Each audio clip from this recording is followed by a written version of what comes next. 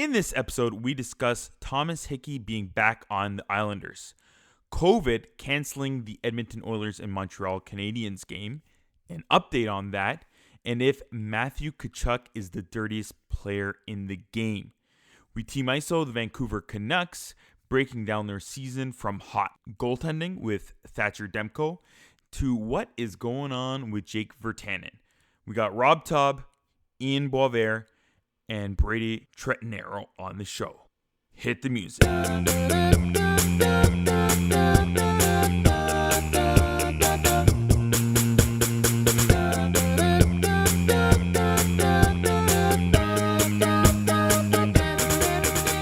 Welcome to Jablam Sports Hockey, folks. I'm your host, Peter Borjaranov, and the mic is always on. You can find me on Twitter at Russia98. You can find the full show at Jablam Sports. If you have any questions or comments, please tweet us. Use the hashtag Jablam Sports. That's JABLAM Sports. Please subscribe to us if you haven't done so yet, and click on the three dots in your podcasting app. Share our show with three hockey fans you know. Thank you, everyone. Remember, check out our website. Go to jablamsports.com. See all our podcasts and even game notes for each episode. You'll get links to all the things we mentioned on the show, including guests. For our podcasts, click on podcasts and then hockey on this show specifically right on our website.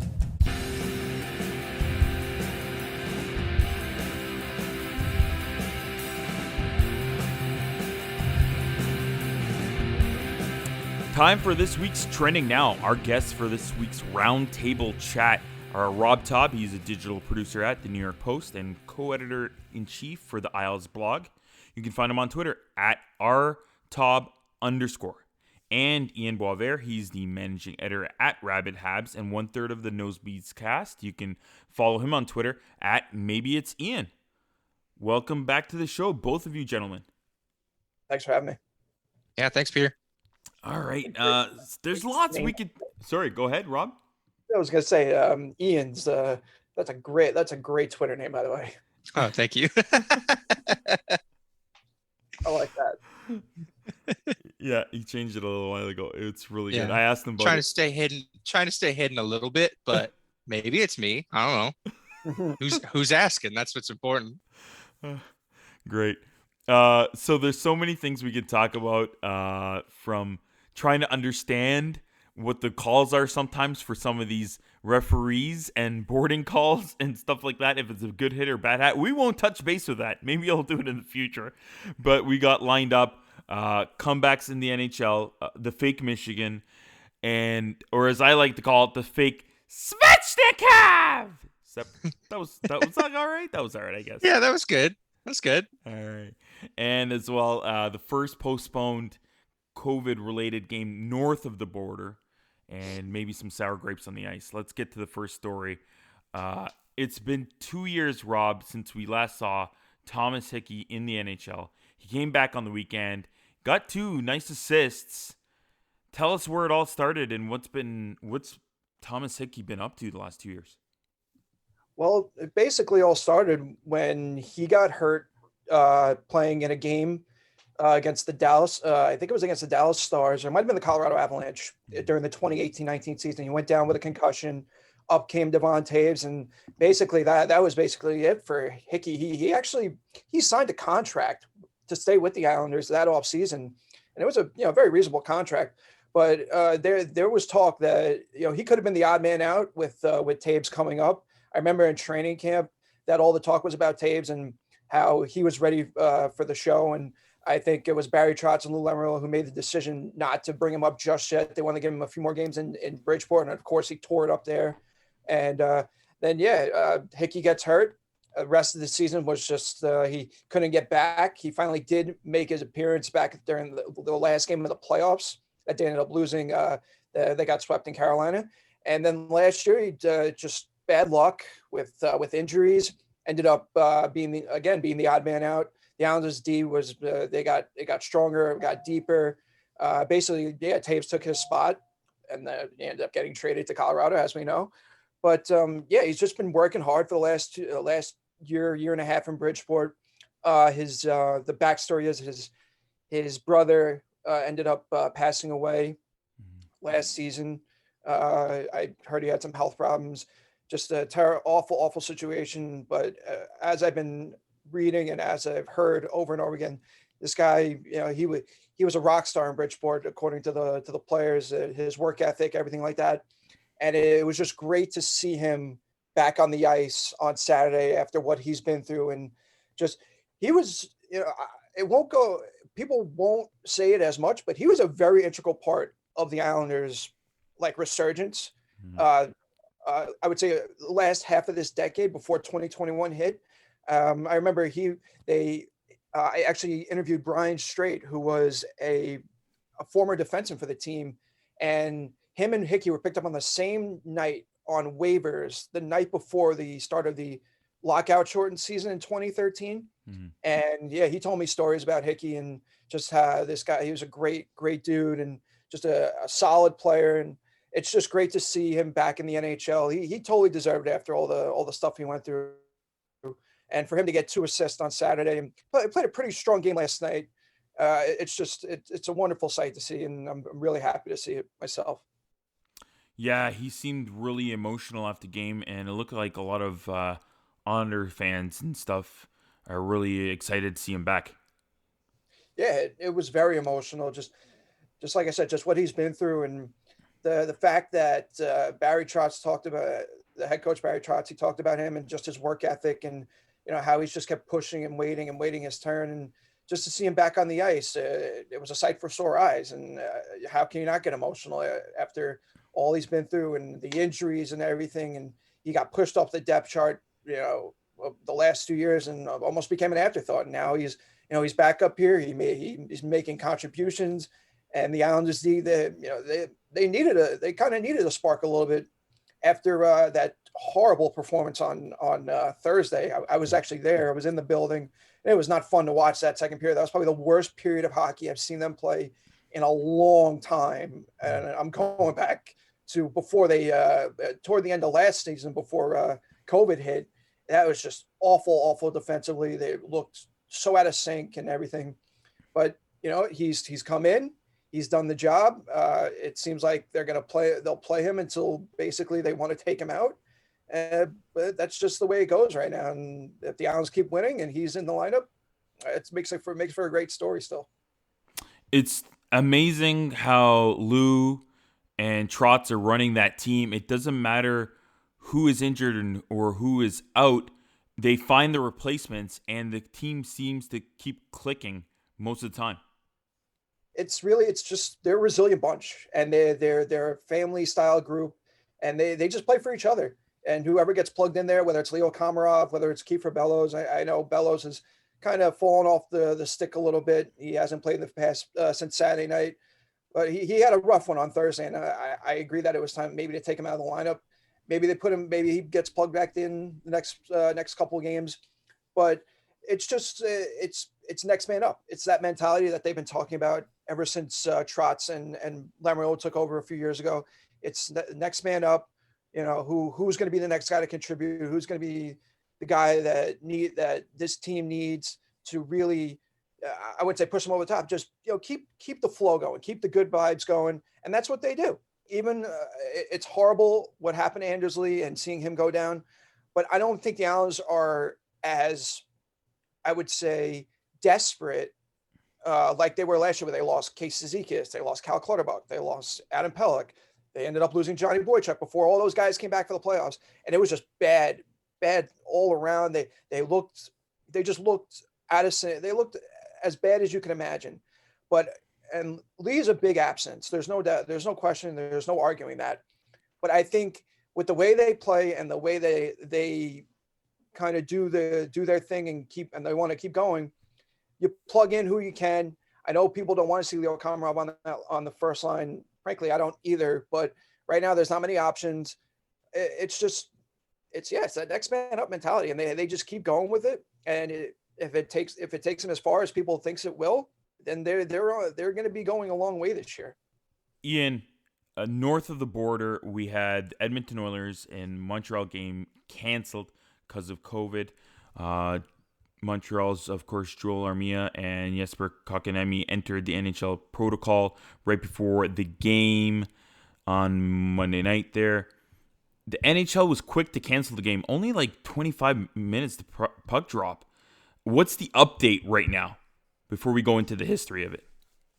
Sure. So the day after two Montreal players entered the COVID protocol, Montreal's supposed to play a Wednesday night game and a Friday night game to close out their 3-game set against the Oilers. The NHL has postponed the Canadiens games through March 29th. Mm-hmm. So the Canadiens facilities can open back up on March 9th, 29th rather. That effectively postpones the entirety of this 3-game set that Montreal had against Edmonton and a home game that they had against Ottawa scheduled for this upcoming Sunday.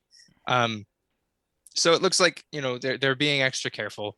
We've had instances this year where players have come out to the anthems and they're wearing masks there because there's positive tests. The NHL hasn't taken this completely seriously in a lot of cases. It was nice to see them take it seriously. I will say there's still a bit of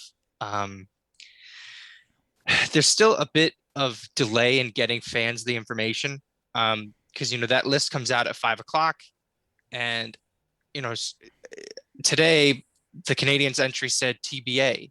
We said, well, what's TBA mean? And then ultimately they declared that the Canadiens games were going to be postponed. And then the same two players stayed on that list. It was Jesperi Kotkaniemi and Yoel Armia, who are, from all accounts, pretty close teammates. They're both from the same town in Finland. They are line mates on the Canadiens' third line, which when Arturi Lehkonen is on the left side, it becomes the Finnish line, which is quite funny because that line does a lot of things well, but it does not finish at all. From a team standpoint, you hate to see this happen at any point in the season, but Montreal had a pretty big emotional win on was that Saturday night against Vancouver, where they finally won a game that left regulation time. They were 0-9 to that point, and they won in a shootout against Vancouver. It seems like they finally got over some kind of hump, and then all of a sudden your season's on pause. So there's a lot of ways you can take it. You can be hopeful that it stays with just Kotkaniemi and Armia on the list. You hope it doesn't spread anywhere else in the team. But maybe from a positive point, the Canadiens were staring down a pretty daunting rest of their regular season. Their series with the Canucks is over, and that seems to be the only team in the division that the Canadiens have really dominated from start to finish. Tyler Toffoli is nursing a lower body injury. This gives him some time to catch up, but I think it gives the team in general just some time to recalibrate. Yeah, that the schedule probably just got a little bit more condensed. There are things more important than hockey in this situation. Obviously, this is one of them. Well, yeah, it's good news. I saw Chris Johnson did tweet that there's no new additions there in Montreal, and that's great to hear. This is the first game, again, if we haven't mentioned it, that was postponed because of COVID in the North Division, so in Canada. And from what it's happened again in the States, and you've touched base on it, especially with the Sabres twice now that they really haven't postponed, but it seems like they could have. It looks like, and we talked about this even before recording, that maybe the provincial governments really stepped in and forced their hand in terms of not playing for a whole week. And that sounds fantastic that they're doing that. Well, I mean, you got to look too. While there are rules within the NHL as far as quarantine goes, Tyler Boyd was just claimed off waivers by the Canucks from the Maple Leafs. He was added to the COVID list as well, not because he has COVID, but because going from Ontario into British Columbia, he has to quarantine. He that's not an NHL rule. That's not a rule that you'll find in the States. That's you have to quarantine because you're coming into a different province now. So there's a lot of different parts at play. I find it really strange, that, almost, funny in a way that Renaud Lavoie of TVA, and he said that, the Canadian, he said earlier this weekend, the Canadiens were working with the Quebec government on potentially having fans back in in the arena. You got to wonder if that's on pause now. It ought to be. I mean, if we're being realistic, there's no real benefit to be gained from that. You're not making enough money at the door to make it feasible. If you're what the capacity is, like 2,000 fans out of the 21,000 you could fill in that arena, like it can't be worth it. I'm hoping that we start to see teams and the league take this more seriously. We've seen it in all the other sports. Things get off to a bumpy start, and each time an outbreak happens, they kind of have to recalibrate. Baseball had to do it about 30 times during their first season, during the season, that they went through. They were the first league to do it. So it is what it is. It's frustrating, but, obviously just hoping for the best for all of the players and their families. Yeah, we sure do. Again, everything we are mentioning here, and of course, all the information about both of our gentlemen on the show, Rob and Ian, you can find on our game notes in our on our episode page, season 6, episode 15. I did want to touch base on a few more things here. The Calgary Flames versus the Ottawa Senators on Monday night. We saw 22-year-old Filip Forsberg get his first NHL victory. Huh? Sorry? Filip Gustavsson. Yeah, sorry. Why did I said Forsberg, right? Easy to say. Oh my goodness. Sorry. It went right over my head. I didn't even notice. Sorry. Ty Domi did this on the ice the other day. Michael Nylander was great for the Rangers the other day. Sorry. No, you have him and Philip Hedl on the Rangers, and that's the only two Phillips in the league. And that's why it's confusing. It's like Gary Galley keeps calling Tyler Toffoli Michael Ryder. He's done it all year, and it's because he's got curly hair, shoots right, wears 73. He was great. I loved Michael Ryder. Loved Michael Ryder. Yes, number 73. Beauty. Him and Thomas Plekanec. Yeah. Okay, so me still trying to wake up from my midday nap from being so busy with sports journalism and not getting to do the record and watch the game of the Montreal-Edmonton game. I'm still catching up with my sleep, so that wasn't great. So continuing, Rasmus Andersson scoops up the puck after the game stops, and of course, that's what you usually do if a rookie has his first NHL win, especially as a goaltender, you give him the puck. But he's not thinking that. He's taking the puck away, he's skating away with it as the buzzer goes, and he's like, at the last second, he just tosses it in the corner. And then, of course, to add, there is Matthew Tkachuk goes, and he just shoots away at it. Like, is that sportsmanship or just sour grapes, Rob? I think it's a little bit of both. I mean, the Calgary Flames should not be losing to the Ottawa Senators in any sort of the imagination. But I also think that we've known the reputation that comes with watching Matthew Tkachuk and Brady for that matter. So I'm not surprised at what they did. I thought it was Bush League, but those two teams will see each other again, and there'll be some hell to pay. I just didn't like it. The kid first NHL win, give the kid the puck. Don't be like that. I don't know. We've seen time and time again from Matthew Tkachuk, even a few games ago against the Maple Leafs. Justin Hall, defenseman, they said, like, Tkachuk went up to him and he's like, yeah, let's go.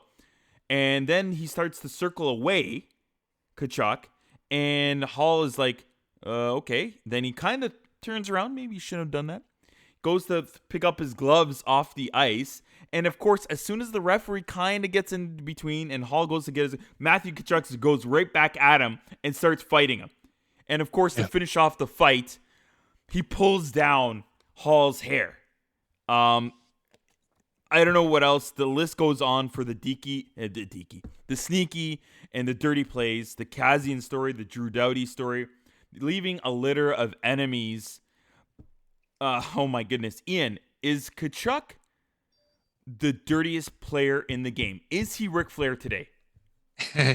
No, I think he does. I don't think he has the suspension record to claim that title. I think he it's funny you bring up Ric Flair. Like, he is a professional wrestler. Like, he toes that line. He is a heel. Like, that's why he's here. You bring up the puck thing with in the Ottawa game. And then you brought up the Leafs afterwards. I'm old enough to remember when Muzzin flipped the puck in the direction of Tkachuk at the beginning of the season, and he went apoplectic because it happened this season. Like, it's with guys like Tkachuk, you play that line. That's his game. When he's on that line, I hate that guy. But I would love to have Matthew Tkachuk on my team. There's not, a lot of players that are like that in this league. And it's funny, Brady did the same thing. Carey Price had a milestone against Ottawa, or someone did. I can't remember who it was, but he tried to steal the puck, and I think Carey Price went and got it back from him because he was trying to steal it on his way off the ice. Yeah, it was Brady Tkachuk, and family dinners at the Tkachuk must be fantastic. It's going to be even more fantastic next time they get together. For sure. Rob, who is even remotely close to Brady Tkachuk in the league? Tom Wilson. Yeah. Is he number one? Yes. He's been number one for at least a good 3 or 4 years now. Yeah. And it's not even close. What he did, the 7-game suspension he just finished with the hit on Carlo was just, it's garbage. Mm-hmm. It's garbage. As much as I don't dislike the guy for the way he plays, I would take him on my team in a heartbeat because he's such an SOB that, well, can I curse? Go ahead if you want. He's such a dick and a son of a bitch on the ice that he's fun to watch. But then you see because he can play hockey. He's actually a good hockey player. Mm-hmm. And Barry Trotz, who coaches the Islanders now, turned him into a good hockey player. Mm-hmm. Which is that's why it's like I've known so much about Tom Wilson just from that, and just going back to what he did to Lubomir Wisnowski during the playoffs 6 years ago. And it's just like, I've been watching this guy for so long, and I feel like he's never going to get it. Yeah. Get the point, man. Stop doing stupid shit on the ice. You're only hurting your team. You're not only hurting your team, you're hurting your reputation, because he's a good player. Mm-hmm. I mean, I don't know if he scored 20 goals. I don't know if it was 2 years ago. It might have been last year, but he can play the game. He's not just an enforcer. He's not just a guy who can throw hits. So for me, it's Tom Wilson, and I'd say Brady Tkachuk or Matthew, like maybe in both of them. Those might be the top three, because those two are they're pains in the asses, and they're feisty. They like to get under people's skin. But Wilson just likes to throw dumb hits and make a fool of himself. So where does that leave Brad Marchand? He's not in the top three anymore. Marchand, he's cleaned up his act. He's cooled off. He's cooled off, but there's still time. I've caught it myself watching this year in certain games, whether it was the Islanders, whether it's the Devils, even the Rangers. If you get underneath his skin, he will come after you, and he'll do it. He'll try and do it in the sea because he's a rat. He's still a rat. Mm-hmm. He might have cleaned up his act the past years, but he's still technically a rat. I feel that they all toe the line differently, whereas Tom Wilson doesn't. Tom Wilson's line is not towed differently. Mm-hmm. Not even close. He's above the line. He is over the line. He is over the line, and he needs to clean up his act. Marchand has cleaned up his act, but he is sneaky dirty, whereas Tkachuk is sometimes sneaky dirty, just enough to maybe not get suspended. And then there's Tom Wilson. There's I don't give an F. I am going over the line, and sometimes you won't suspend me. I don't know why. He deserves more suspensions and games than he actually does get. It's the little elbows to the head. It's the little extra stuff after the play is basically almost over, or the play is about to be dead, or there's I saw it in the playoffs where he would throw, especially when the Islanders were playing them in that series, he would throw some just some dirty after the play checks or some hits, and it wouldn't get caught, but in the age of social media, it always gets caught. Mm-hmm. So I mean, you can't stop it from happening, but everyone knows he's a good player, but he's known as like a scumbag around the league. And he's a great person, but when you play like that on the ice, you're going to have a reputation like that. One thing I want to touch base on before we leave is the fake Michigan. At the 2021 USPHL Nationals, we saw CJ, I think it's Zezima, attempt to do the Michigan goal behind the net, only to have his teammate turn it into a fake and take it over the other direction with everybody leaning the right way. He goes in and puts it on the goaltender the other way. Fabulous, fantastic goal. And of course, again, you can see it again on our website, jablamsports.com. Check it out. It is fabulous. It's fantastic. What did it stand out? Is it the best goal? Is it better than Matthew Barzal's goal, Rob? Well, I've seen it now a few times. When I watched it at first, I was like, what am I watching? And then I realized it was the fake Michigan. And then it turned into probably one of the most savvy, ridiculous type of plays I've ever seen on the ice. But I think it's one and 1A with Barzal's between the legs goal, because that was just an insane effort. How he just embarrassed Rasmus Ristolainen and then put I think it was Johansson. I think the goalie Johansson or whatever his name is put him on a poster board. But I think it's 1 and 1A at the college level or whatever level that is. It might be a little bit easier because defensemen are not as, defensemen are a little bit more prone to make mistakes at that type of level. Hold on, Rob. Are you trying to tell me that this Sabres team is higher than a college level team right now? Is that what you're trying to tell me? I think, I don't know if I would say that. I think both, the Sabres do play in the National Hockey League, but they don't resemble anything close to an NHL team. No. So next to Barzal, I won't put it above. I'll put it next to him as probably the best goal we've seen in a long, long time. It is outstanding. Until Connor McDavid does something ridiculous. Yeah. Which happens pretty much almost every night he plays.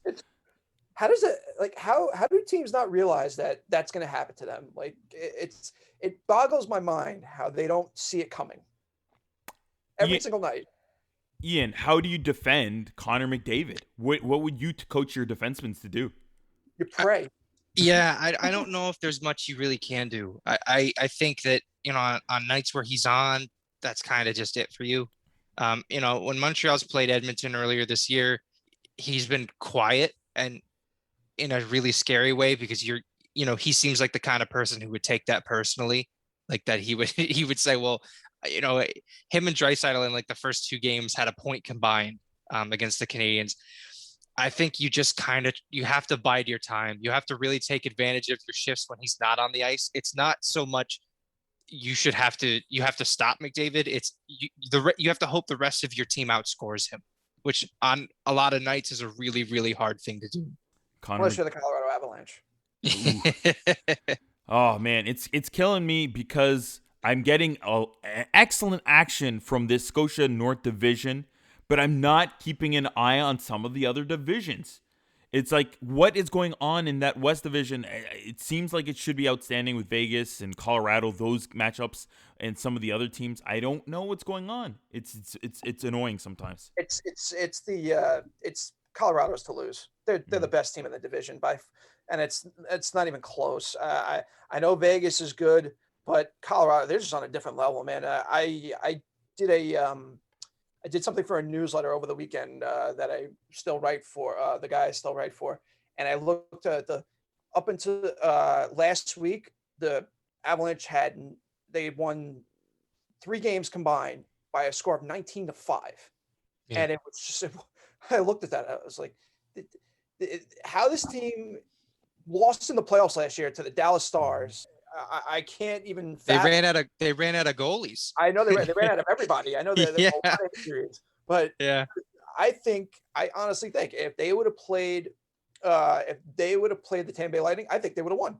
I honestly believe that because no one has the firepower that they do, and their defense is just ridiculous. But Makar and Taves and Girard and names go up and down the list. And I don't know, whoever's going to stop them in the playoffs, good luck. I mean, they're my favorite to win it all.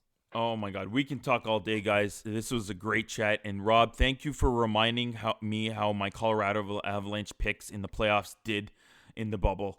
Damn it, that annoyed me so much. Damn that. It was a Kiviranta. It's like, who is this guy? Oh my. Joel Kiviranta. Kiviranta. Oh my God. Just the hat trick coming out of nowhere. Ridiculous. All right. Thank you guys for joining us. Again, you can find Ian on Twitter at maybe it's Ian. Rob at @Taub_. Thank you for joining me, lads. Thanks for having me. Thanks, Peter.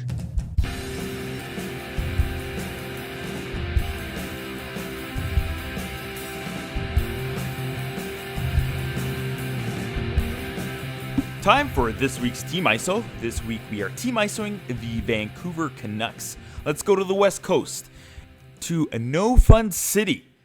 No Fun City, eh? Is that what they call it? Brady, is that what they call it?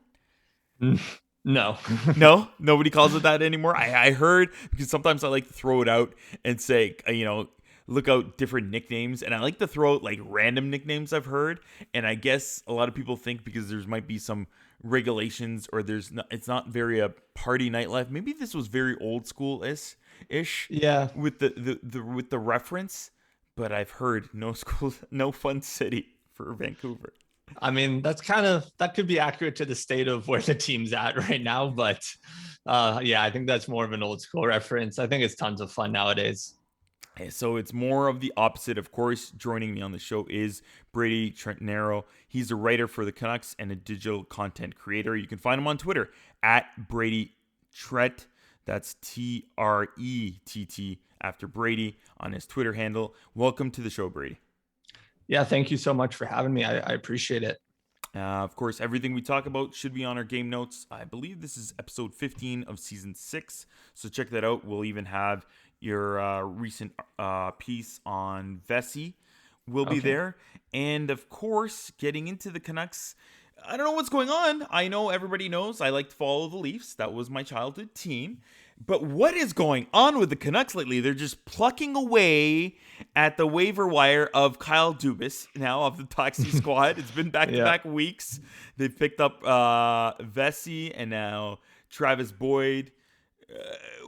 What's next? I'm guessing Barabanov might be going on waivers maybe. And are you guys taking him too? What's going on? I mean, maybe. I saw a funny joke about Canucks taking the Leafs practice mannequin next.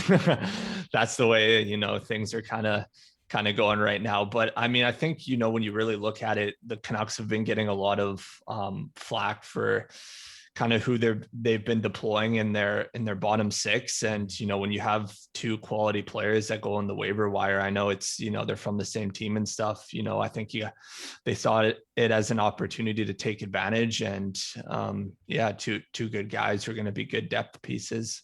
It's funny. And I don't know of how often owners are, maybe excluding like Mark Cuban in basketball, but in hockey, I don't know any owners that are very vocal, but it seems like Francesco Aquilini tweeted about acquiring them, both of them, and maybe that's a little common, but he even mentioned injuries at the end, and that obviously being a common factor with acquiring those players. But how often do fans interact with him? It's just odd. A hockey guy. This is not hockey's old school. We can't do this. Why isn't owner on Twitter mentioning these things? It's just kind of, I think, a fun thing that, the fans that kind of love to see that kind of enthusiasm and stuff. And it's just become this thing where, a lot of the time, some of the responses are more kind of on just the funny side. But I think, the reason for doing it is just to, inspire confidence, especially in times when it's not going so well for the team. And you kind of saw that him kind of come out and give kind of that vote of confidence to the coach and stuff when there was some rumors circulating. So I think, he's mainly just using, his platform to kind of, tell fans that, there is a plan in place here. And, even though there might be some bumps along the way, that there's still kind of this end goal in mind. I actually didn't even think of this, but I want to touch base on this now. he referenced, sticking with the team the way it is. Yeah. I wasn't a fan, and of course, growing up as a Leaf fan, of everybody attacking Travis Green, and I think he's tried to do the best with what he's had. Of course, they're doing better lately, which is great news. But again, at the beginning of the season, it didn't look great. A lot of people were throwing stones at Travis. I don't know. Maybe I was throwing stones at Benning. I guess everything's fine over there. Was there any chance of anything happening there? I guess not. When the owner says it seems like everything's fine. Right. Yeah. There, it never really was anything to be serious about. There was just a lot of rumors going around, but I think with Travis Green, he's done a good job with what he's got. Obviously, on this roster, there's some tough contracts that make it tough when it comes to the salary cap and stuff. But with what Travis Green has done with the group, I think with every coach, there's going to be some people that don't like him, some people that do. But we saw the Canucks potential in the bubble last year.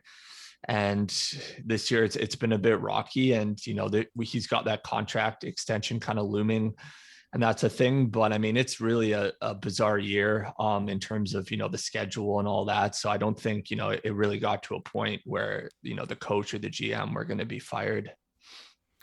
That's good. They're playing well right now. The thing that is looming, and which he mentioned in the tweet, the owner, Aquilini, injuries. Looming factor on the team. Yeah. Bo Horvat, of course, left the game from friendly fire last night.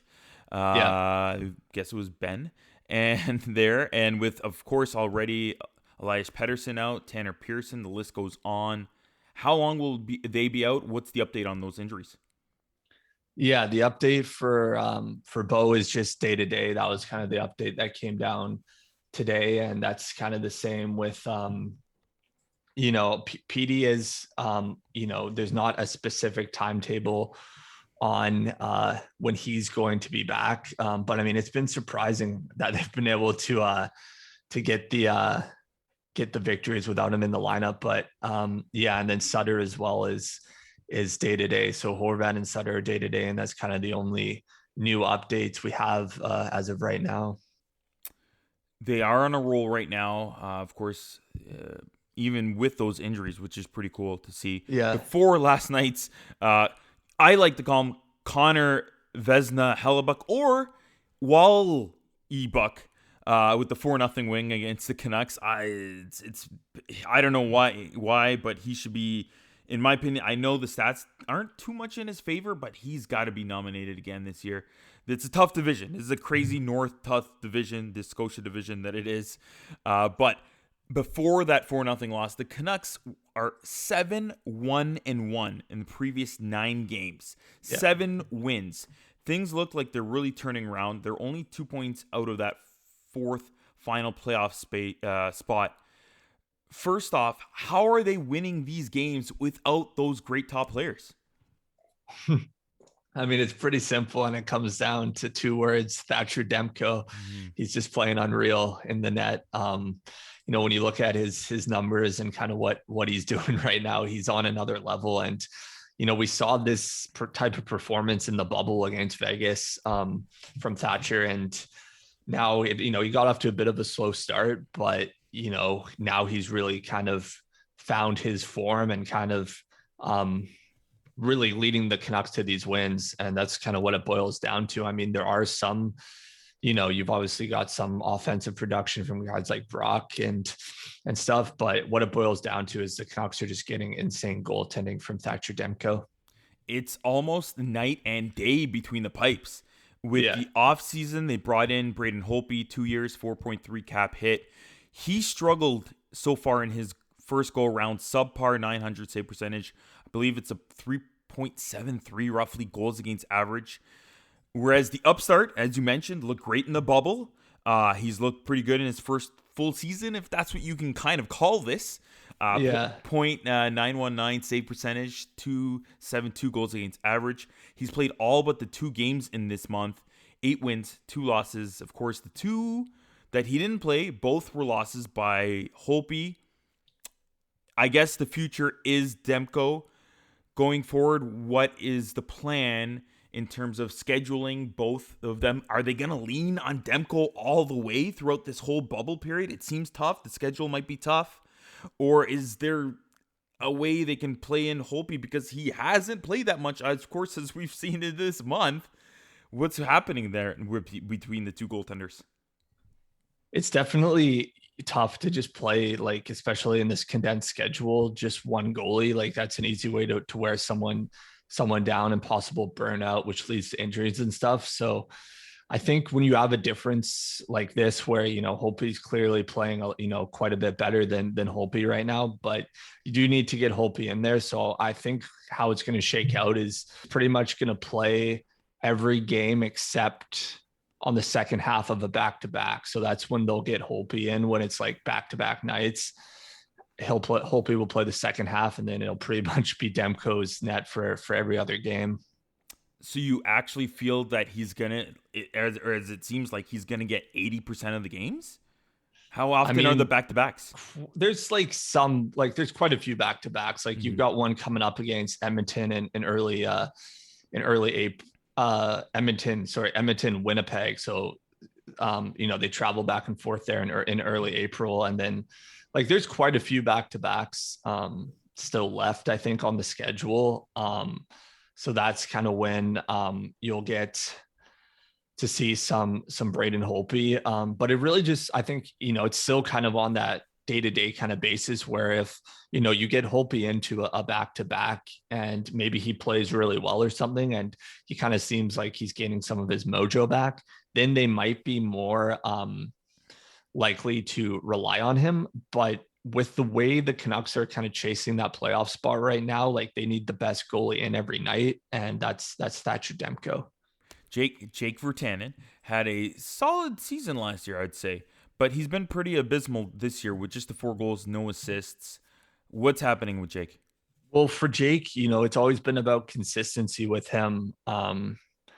And that's the tough thing, is he needs to be able to do everything he does well, but he needs to do it on a consistent basis. And some nights you see it, and some nights, he might seem like he's invisible out there. But last year he was able to really do it on a more consistent basis. And this year just hasn't been there. And it's hard to kind of pinpoint what exactly is the cause for that. It could be, that he's not, getting the consistent line mates that he needs, or that, he's just not getting the ice time. But I think, he's gotten enough chances and he hasn't necessarily taken advantage of it. And I think that's why you see his name a lot in trade rumors as, the classic player that could use a fresh start somewhere else. But yeah, it's just hard to say. It's tough for a guy who, was selected so highly in the draft to kind of be a bit of a disappointment to this point.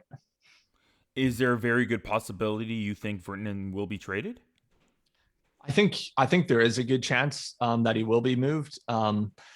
In terms of the timing, that's hard to say, because, if the Canucks think that they can make the playoffs this year, which this win streak kind of changed how it was before, where it looked like it wasn't at all that they were going to be making the playoffs. And I think they're more likely to be buyers than sellers. So that's why I don't think you might not see Jake moved before the deadline, but rather at a different time. Prior to his injury 2 weeks ago, Pettersson was finally getting his groove back, struggling for us in roughly the first 20 games, but he had 5 goals in his last 5 games there. Is this what we should all expect when he returns? Why was he struggling so mightily before? That's tough to say. I think with any young player, you have to expect some slumps. But for a player that's as talented as Petey, you just knew it was going to click eventually, right? The talent is clearly there, and we saw it in his rookie year, just how good he can be, and how that's pretty much what you can come to expect from a guy who goes 5th overall. So in terms of why he started a little bit slowly, that's hard to say. I think that's the case for a lot of players on the team. It just wasn't, a great start for really anybody. Took him a little bit of time, and then he got hot again, and he kind of found his game back. So I think when he returns, it might not click right off the get-go, but that when the talent is there for a player of that caliber, it's only a matter of time before they return to form. Another great young talent on the Canucks. I'm hearing plenty of Cale Makar is the best defenseman of the future. And the last year I would hear back and forth Hughes, Makar. But it seems like he's falling further down that where he was last year. Is his game slipping at all? Why am I not hearing him in terms of being that number one that he was going for? Maybe that Norris last year as opposed to this year. Well, I think it has a lot to do with the two-way game. It's there's no denying that Quinn's just an unreal offensive talent. But he's got some work to do when it comes with his defensive game. I think he had the worst plus minus in the league for a while there, and I think Makar obviously just plays more of a two-way game. But I think you can really debate who's the better offensive talent. But I think the reason you're hearing a little bit less is because of some defensive deficiencies for Hughes that are really kind of coming to the forefront when the team has some big struggles overall, especially on defense, and losing a guy like Tanev who Hughes played with and stuff. So I think the offense is there, but it's the defense that needs some work. We've already got to see highlights from Nils Hoglander. He looks fantastic. What does the future look for the first round 10th overall pick in 2019, Vasily Podkolzin? Really good. Much with Nils, and why Nils was able to get a spot on this roster is just because, first off, he does have the talent, but he also is just one of the hardest working Canucks. Like every night when you watch the games and stuff, he just puts it all out there. And I think with Podkolzin, you're going to see, that same type of thing. He works really hard. He's kind of this power forward kind of type. He's got a really large frame and he knows how to score goals. And that's going to be huge for the Canucks because they need that goal scoring outside of, the top guys, like the big guns, like PD and Besser and Horvat. They need that secondary type of scoring. And, just watching some of his games, in the KHL and stuff, what I noticed is just a guy who's just hard to knock off the puck. And he plays, very aggressively and physically. And that's huge, I think, for any team to have a power forward that's effective like that. So it remains to be seen, obviously, when, transitioning from, the KHL over to the NHL. It doesn't always go as smoothly for some players as it does for others, but everything he's shown at the different leagues he's played at is really promising. I'm gonna go off with a reference here. My dad, he's my father has the same kind of first name, Vasily, and it's a reference, and he's paying homage to Vasily Zaitsev, the greatest Russian sniper of all time. If people haven't checked it out, great movie. Enemy at the Gates, starring Jude Law, as Vasily Zaitsev, and I think a lot of generations of after that, parents gave their sons the first name Vasily because of that. Vasily Zaitsev, the famous Russian sniper during the World War. So it's if anyone's gonna score a lot of goals, it might be a player named Vasily. Oh, I love that reference. Yeah, I think he's gonna pile them up. I really do. It's hard to kind of compare him, but the stereotypical power forward that just knows how to go to the net. And I think a lot of goals coming from this guy. Again, you can reach Brady on Twitter at Brady Tret. We're gonna put his article on our website on our game notes. Again, season 6, episode 15. Brady, thank you for stopping by. Yeah, thank you so much for having me. I really enjoyed our chat and conversation.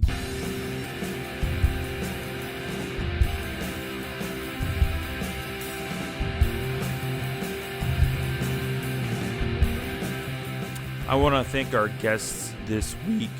Brady Trettenero, it was great chatting with him on the Canucks. We had a lot to discuss there, and I do want to thank him for all the great words he had to say on me hosting. Thank you, Brady. Rob, Taub, and Ian Boisvert, it was great chatting with you guys as usual. You guys have been on the show many, many, many times, and even after we were done recording, we chatted for the remainder of the Flyers and Devils game, and wow, the Flyers are not doing too well this year. But again, it was great chatting with you guys, and thank you for helping me out with the Team ISO this week. Can't wait to talk to you guys again. Remember, if you have enjoyed anything on this episode or you didn't, please tweet me or our guests. You can follow me on Twitter at Russia98 or the entire team at Jablam Sports. If you want, you can contact us, or if you have any questions or ideas for the shows, also, you can use the hashtag Jablam Sports, that's JABLAM Sports, or you can go to our contact page on our website, jablamsports.com/contact. Please check out our website, again, jablamsports.com, to see all our podcast episodes and even game notes for every episode. You'll get the info from our guests and links to things we mentioned on the show. For these divisional preview series, again, go to our podcasts, and you can go to season 6, episodes 3 to 6 for these, and you can see all of the predictions our guests gave for the entire division. Please subscribe, rate, and review us on Apple Podcasts, Google Play, Spotify, or wherever you find podcasts. Also, click on the 3 dots in your podcasting app and share this episode with 3 friends. Shout out this week is to my chiropodist, Vish. Thank you for helping me out with my feet problems. Everybody knows I'm dealing with type 2 diabetes, and with the weather and everything, it's gotten worse for my feet. I haven't been able to see my chiropodist, Vish, in most of this last year that we've all been dealing with different things. So I do want to thank him again. His bedside manner is fantastic. He's such a great doctor, and he's been helping me through everything there. If you need a chiropodist, I'm going to shout him out. Again, it's on our episode page, season 6, episode 15. You can go there. His website there is on that page. He's at Precision Foot Care in Brampton, Ontario, Canada, of course, in the GTA of Toronto. So he's a great chiropodist. And to every one of our listeners, I'm giving you a virtual hug. Stay healthy, listen, be yourself, and stay strong.